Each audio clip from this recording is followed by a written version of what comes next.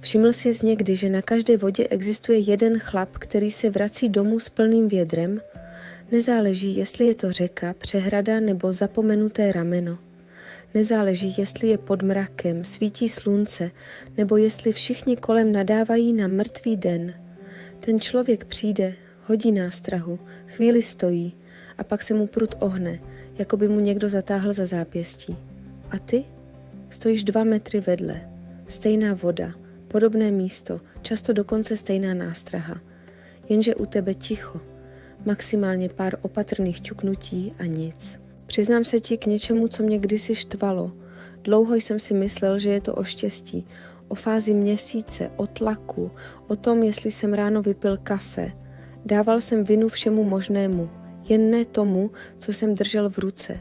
Když se mi nedařilo, běžel jsem do obchodu a kupoval další třpytku, další ton zaručený wobbler, další balíček vonavých gum.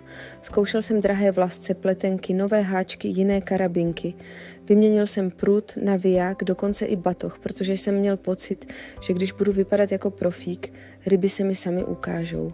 A výsledek? Stejný. Prázdný kbelík, prázdná taška. Domů jsem vozil jen slunce na zátilku a píchání v ramenou. Až jednoho dne, v horách, kde řeka voněla po kameni a studené vodě, jsem potkal starého rybáře, kterému nikdo neřekl influencer. Neměl značkové oblečení, žádné krabičky z logy, žádný stativ. Jen starý prut, plechovou dózu a ruce, které působily, jako by už 3krát v životě opravili všechno. Postavil se k proudu, hodil nástrahu ke dnu a nic nedělal tak, jak jsem to dělal já. Nečekal, až se ryba uráčí, jako by s tou nástrahou dole tiše mluvil. Malý pohyb, pauza, další pohyb, pauza. Pomalé, skoro urážlivě pomalé, a přesto mu to fungovalo. Během 1/4 hodiny měl 2 pěkné ryby, zatímco já jsem vedle něj točil navijákem jako větrník. Když jsem se ho zeptal, co používá, usmál se tak, že jsem hned věděl, že se mi bude smát i odpověď. Používám čas, řekl. A pak mi vysvětlil něco, co ti teďka předám tak, jak mi to tehdy předal on. Nejde o to, co máš na háčku. Jde o to, jak tomu dáš život. Ryby nepřemýšlejí jako my. My se díváme na jídlo a rozhodujeme se, jestli na něj máme chuť. Ryba funguje jinak. V jejím světě je všechno vibrace, tlak, pohyb. Má postranní čáru, citlivý senzor podél těla, který cítí i drobné otřesy. Každé zrnko písku, které se zvedne ode dna, každé cuknutí, každý stín. A tady přichází chyba, kterou dělá skoro každý začátečník i spousta pokročilých. Necháš nástrahu ležet bez života příliš dlouho. Nástraha, která se nehýbe, vypadá bezpečně jen v naší hlavě. V rybí hlavě může znamenat něco úplně jiného. Může to být mrtvé, může to být podezřelé, může to být past. Ryba připlave, ťukne, ochutná a když se kořist nechová jako kořist, odpluje. A ty si řekneš, že brali, ale nechtěli, jenže pravda je, že si jim nedal důvod zaútočit. Staré generace tohle znali instinktivně. Nečetli návody, neplatili kurzy, jen seděli u vody a koukali. Viděli, že dravec útočí na to, co se snaží utéct. Na to, co zvedne kal, cukne, škrtne o kámen a pak se zastaví. Přesně tak se chová rak, červ, malý střevle, cokoliv, co dole žije. A přesně to musíš napodobit. Technice, kterou mi ten starý rybář ukázal, se někde říká pomalé tažení. Někdo tomu říká rakování, jinde plazení po dně. Název je jedno, princip je všude stejný. Místo čekání přiměješ nástrahu, aby vypadala jako kořist, která se s obtížemi přesouvá a občas stuhne strachy. Krok první je banální. Nahodíš a necháš nástrahu klesnout až na dno. Ne asi na dno, ale opravdu na dno. Poznáš to podle povolení vlasce nebo podle toho, jak se špička prutu sklidní. Nech to dosednout. Počítej si v duchu 5 vteřin.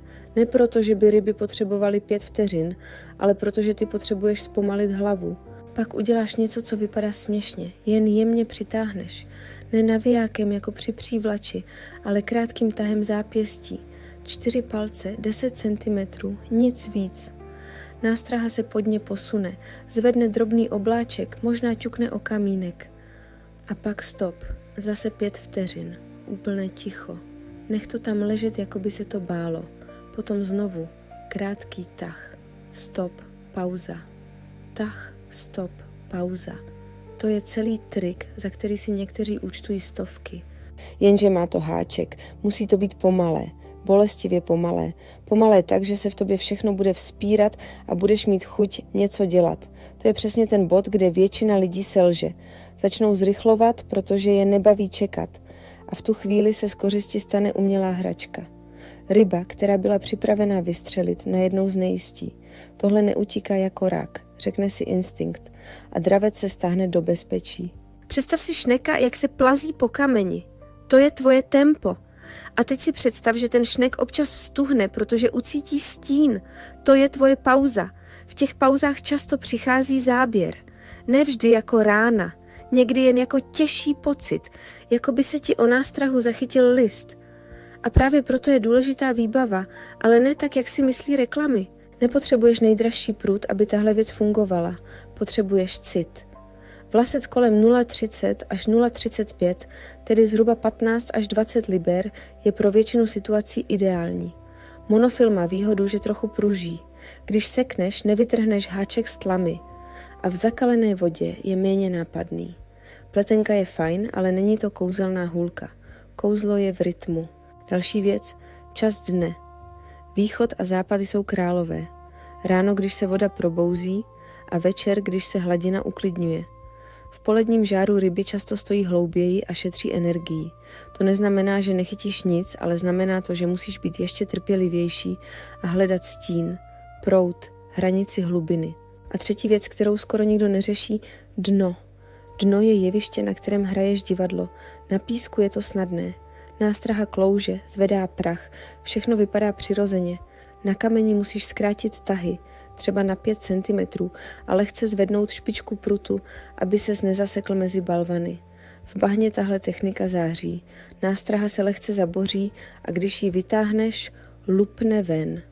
Ten zvuk a vibrace se nesou vodou dál, než si myslíš. Často přitáhnou rybu, která by jinak ani nevěděla, že tam jsi. Teď pozor na 3 chyby, které ti to celé můžou zabít. První je rychlost. Už ji znáš. Druhá je krátká pauza.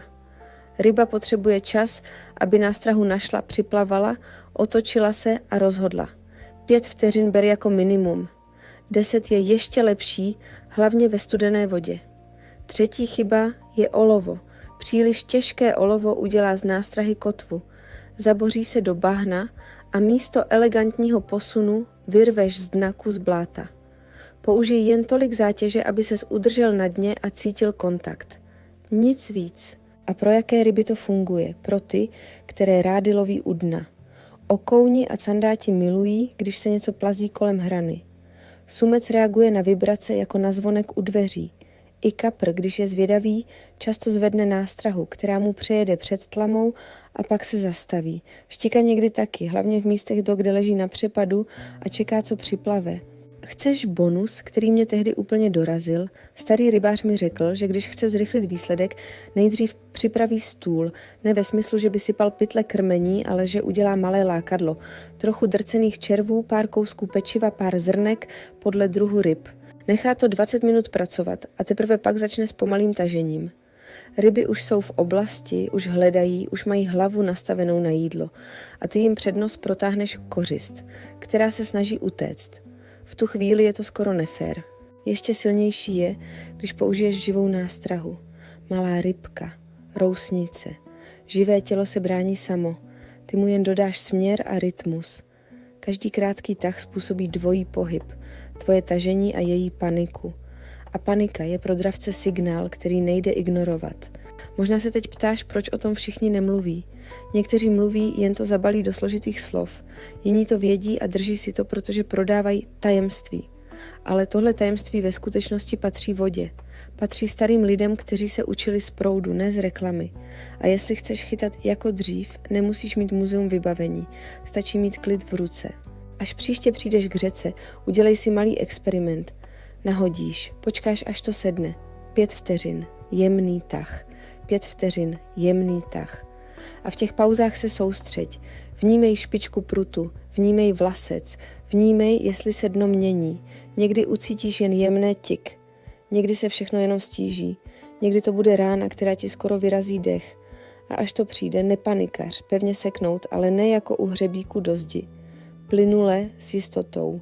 Monofil ti pomůže. A pak drž prut, jako bys držel slib. Ten den, kdy jsem to poprvé udělal správně, jsem si odnesl domů plné vědro a ještě víc. Pocit, že jsem konečně pochopil jazyk vody. Nebyl to zázrak. Byla to jednoduchá věc, kterou jsem předtím ignoroval, protože byla až příliš jednoduchá. A právě takové věci fungují nejvíc. Tak až uvidíš toho chlapa s plným stringerem a budeš mít chuť říct, že máš štěstí, vzpomeň si na tohle. On možná jen umí dát nástraze život. Pomalý tah, pauza, pomalý tah. Kořist, která se snaží utéct. Miliony let instinktu na druhé straně v lásce. A ty teď víš, jak ten instinkt probudit. Stačí se vrátit k jednoduchosti, k trpělivosti a k pohybu, který vypadá jako pravda. Ještě jedna věc, kterou mi ten starý chlap ukázal, byla práce s proudem. Na řece totiž dno není jen tam dole. Proud vytváří kapsy klidu, malé závětří za kamenem, hrany, kde se rychlá voda potká s pomalou. Ryby nejsou hloupé, nebudou celý den bojovat s proudem, když se můžou postavit do tiché kapsy a čekat, až jim jídlo samo připlave. A přesně tam pomalé tažení zabírá nejvíc. Nenahazuj doprostřed nejrychlejšího proudu jen proto, že to vypadá drsně. Nahazuj k hraně, k přechodu, k místu, kde se hladina láme. Nech na strahu spadnout na dno v klidnější vodě a pak ji pomalu táhni tak, aby občas sklouzla do proudu a zase se vrátila. Ten okamžik, kdy kořist ztratí stabilitu a snaží se znovu přichytit ke dnu, je pro dravce jako siréna. Když chytáš na stojaté vodě, funguje to podobně, jen si musíš vytvořit vlastní hrany. Hledej zlom hloubky, staré koryto, okraj travin, potopený pařez. Všechny tyto překážky jsou pro ryby jako stěny v domě. Poskytují kryt a zároveň přivádějí potravu. Pomalým tažením projdeš přesně po té hraně, kde se ryba cítí nejistěji. A když ucítíš, že nástraha narazila do větvičky, nezvedej ji hned panicky pryč. Někdy stačí uvolnit vlasec, dát 2 vteřiny klidu a pak udělat ten nejmenší tah, jako kdyby se ta malá potvora snažila ze zádrhele vyvléknout. Právě tehdy často přijde záběr, protože ryba si myslí, že kořist je zraněná. Možná ti pomůže i to, jak držíš prut. Většina lidí má špičku vysoko a dělá velké pohyby. Zkus opak. Drž špičku níž, v úhlu tak, abys měl přímý kontakt se dnem. Tah dělej krátký a měkký. Nejde o sílu, jde o signál. Když táhneš, představ si, že nechceš nic přitáhnout k sobě, jen chceš posunout něco po stole o pár centimetrů a při pauze úplně přestaň. Ticho je součást rytmu. Když se naučíš tuhle disciplínu, zjistíš, že i mrtvé dny najednou nejsou tak mrtvé. Další detail, který mi dlouho unikal, je napnutí v lasce. Pokud necháš příliš povoleno, necítíš záběr a sekneš pozdě. Pokud máš zase vlasec příliš napnutý, nástraha se pod ně chová nepřirozeně a navíc ryba při dotyku ucítí odpor. Ideál je lehké napětí jako struna, která je připravená zaznít, ale není přetažená. Vypadá to jako drobnost, ale je to rozdíl mezi ťuk a pryč a pevně zaseklou rybou. V určité chvíli se ti začne stávat zvláštní věc. Záběry přijdou, ale ryba tam nebude. To je často znamení, že taháš moc dlouho, bez pauzy, nebo že máš nástrahu příliš čistou. Někdy pomůže přidat malý kousek něčeho měkkého, co zůstane v tlamě o vteřinu déle, třeba kousek červa nebo malou vůni. Ne kvůli tomu, aby ryba měla chuť, ale aby měla důvod držet. Dravec útočí na pohyb, ale rozhodnutí pustím to bývá otázka okamžiku. Ty chceš ten okamžik prodloužit. A pak je tu poslední lekce, která se špatně učí, protože ji nikdo nevidí. Důvěra. Když táhneš pomalu, mozek křičí, že se nic neděje. Nutí tě zrychlit, změnit nástrahu, přehodit, přejít o 100 metrů dál. Je to stejné jako při čekání na zvěř v lese. Největší vítězství je vydržet. Když jsem se to učil, doslova jsem si nahlas počítal pauzy, abych se nepodvedl. 1, 2, 3, 4, 5, tah. 1, 2, 3, 4, 5, tah. Zní to hloupě, ale hloupé věci často fungují, protože nás vrátí do rytmu, který příroda chápe. Až to jednou sedne, začneš číst vodu jinak. Přestaneš se ptát, jestli ryby berou a začneš se ptát, jestli jim ukazuješ něco, co musí sežrat. Uvidíš rozdíl mezi dnem, které je mrtvé, a dnem, které jen potřebuje správný impuls. Začneš poznávat, kdy je pauza příliš krátká, kdy je olovo moc těžké, kdy tah působí jako panika a kdy jako skutečný útěk. A s tím přichází něco, co se nedá koupit. Klid. Klid, že i když dnes chytneš jen 1 rybu, víš proč. A když jich chytneš 5, víš proč taky. Takže jestli si z toho máš odnést 1 větu, ať je to tahle: ryba neodměňuje nástrahu, odměňuje příběh, který jí vyprávíš pohybem. Vyprávěj jí příběh kořisti na dně. Pomalý, věrohodný, s pauzami, které dávají smysl. A potom se připrav, že se jednou vrátíš domů s vědrem tak plným, že si vzpomeneš na všechny ty dny, kdy jsi myslel, že je chyba v měsíci.